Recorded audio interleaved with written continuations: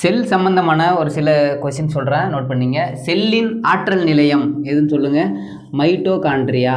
செல்லின் ஆற்றல் நிலையம் அப்படின்னா என்னது? மைட்டோகாண்ட்ரியா. அதாவது சக்தி நிலையம்னு சொல்லுவாங்க, பவர் ஹவுஸ்னு கூட சொல்லுவாங்க, நோட் பண்ணிங்க. அடுத்தது செல்லின் ஆற்றல் நாணயம் அப்படின்னு என்னென்னா, நாணயம்னா ஏடிபி அப்படின்னு சொல்லுவாங்க.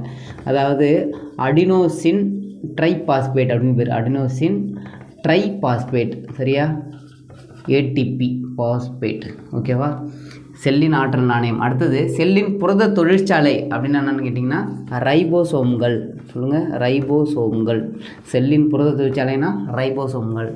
செல்லின் தற்கொலை பைகள், சூசைட் பேக்ஸ்ன்னு சொல்லுவாங்க, லைசோசோம்கள். சொல்லுங்கள், லைசோசோம்கள். செல்லின் தற்கொலை பைகள்லாம் அது லைசோசோம்கள்.